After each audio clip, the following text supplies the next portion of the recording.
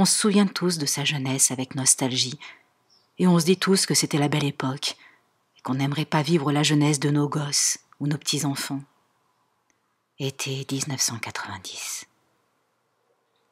À l'époque, le temps était différent, il passait lentement. À l'époque, j'avais le temps de prendre mon temps, et pourtant je disais tout le temps que je n'avais pas le temps. Faut que je te raconte vite fait. D'abord, je plante le décor, avec un filtre jaune orangé. Mon immeuble, une résidence toute neuve, mais pas du haut standing non plus. Il n'y a même pas d'interphone. Puis il y a l'odeur de l'été. Le goudron trop chaud en fin de journée. La terre humide du voisin qui vient d'arroser. Il y a le bruit aussi. Les cigales, les grillons, le chant des grenouilles amoureuses au loin. Un chien qui jappe. Chut, ils arrivent. 19h30. J'ai 14 piges et demi. Il est important le demi pour moi. Mais les adultes, eux, comprennent pas pourquoi. Les adultes, ils disent « Tu auras bien le temps de grandir, prends ton temps, toi qui veux aller toujours trop vite. » Qu'est-ce qu'ils en savent? Je presse le pas, je rejoins mes potes sur le petit banc, dans le petit square, celui avec le tourniquet. Ils sont presque tous là. Manque juste Stéphane. Il fait son service militaire, le pauvre. Il n'a pas réussi à se faire réformer. Manque Greg et Ludo aussi. Karim arrive en brêle. 103 SPX quitté, un vrai petit bijou. Il a 16 ans. Il bosse aux fruits, comme il dit. Il dit qu'il met de l'argent de côté pour plus tard, pour son permis et tout et tout. Moi, j'ai hâte d'avoir 16 ans pour aller bosser aussi.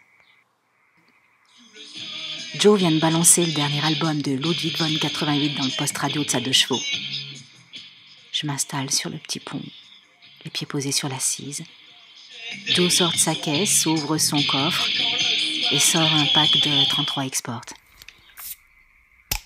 J'ai 14 ans et je bois de la bière, le cul posé sur l'assise du banc, dans le petit square, celui avec le tourniquet. J'attends mon mec, Jean-Marc, mais tout le monde l'appelle JM. J'aime JM. Je l'aime depuis que mes lèvres ont effleuré les siennes, hier soir à 22h30, juste avant de rentrer chez moi. Fallait voir comme j'avais le cœur qui battait quand il s'est approché de moi.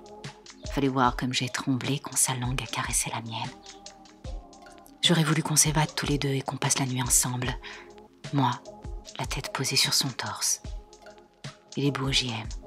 Il a 15 ans et demi. Ses cheveux sont noirs, sa peau bronzée. Il est bronzé parce qu'il aide son père au champ. Son père est paysan. Moi, m'en fous qu'il soit paysan, son père. Mais JM, il n'aime pas en parler. Moi, je voudrais pouvoir parler de mon père avec les copains. Mais j'en ai pas de père. Les heures passent. Pas de JM. Tant pis. Je grossis le trou de mon jean au niveau du genou. M'en va encore râler. Parfois, elle voudrait recoudre mes pantalons et moi, je refuse. Greg et Ludo nous ont rejoints à 21h. Greg sort avec une meuf, je l'aime pas. Elle est moche en plus d'être conne. Elle me raconte ses histoires de filles, à moi, bien évidemment, parce que je suis la seule fille. Si elle savait comme je m'en fous de son maquillage, des histoires avec sa meilleure copine. Si elle savait comme je m'en fous que Greg embrasse bien, qu'il est l'homme de sa vie. Pauvre conne. Vivement qu'il la plaque, Greg. De toute façon, je le connais, le copain. Il sort avec la nana, il la baise et il passe à une autre. Moi, je n'ai couché avec personne. Pas envie. J'aime embrasser, hein, mais j'ai pas envie de niquer. JM ne viendra pas. Je suis un peu dégoûtée.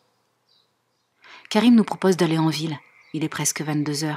Faut que je demande à ma mère. Je sais qu'elle dira oui, mais je demande, question de respect. Faut qu'elle sache où je suis, ma mère. On sait jamais. Pourrait m'arriver un truc moche.